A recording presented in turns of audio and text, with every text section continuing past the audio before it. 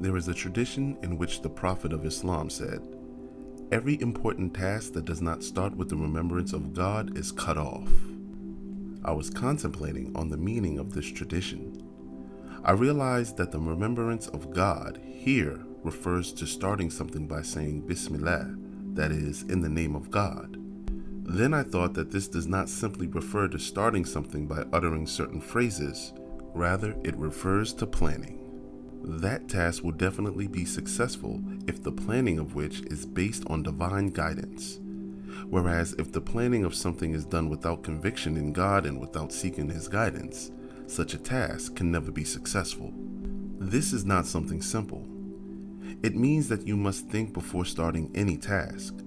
You must have full conviction in God and His guidance, and then think and plan.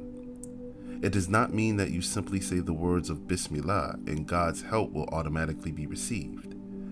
It means that you have to first reflect on the meaning of taking God's name and then plan your action. In my life, I have started many things by taking God's name, and with God's help, they have been successful. You must have full conviction in God. You must have full conviction in His guidance.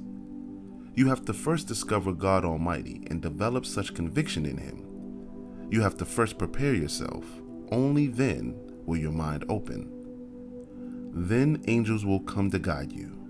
When you start something in this way, the success of that task is certain. This is not poetry. This is my experience.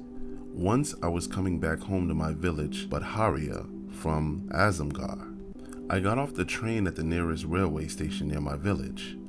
When I reached the station, evening had set in and darkness had fallen.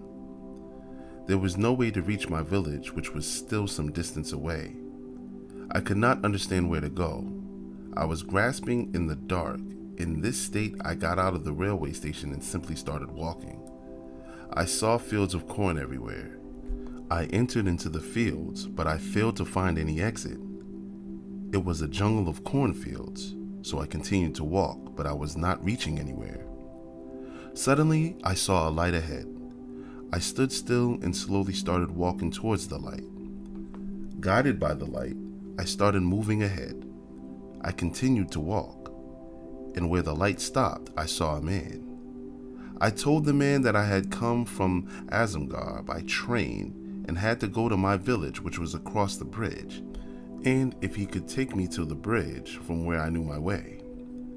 The man listened to me and simply started walking ahead, and I started following him. Guided by his light, I reached the bridge. Suddenly, I saw that the light disappeared. I knew the way ahead to my village from the bridge, so I climbed over the bridge and was able to easily walk to my village. Such incidents have occurred in my life many times. God's help is assured for one who remembers God, does Bismillah with conviction in God, and starts his task thereafter. The guidance of God's angels come for such a person. However, God's help comes to you only if you are already leading such a life.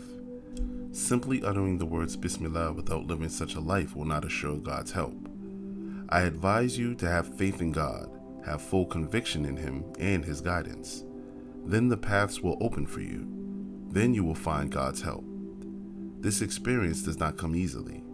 For this, you have to undertake a deep study of the Quran and Hadith and develop deep conviction in God. This is the beginning of seeking God's help.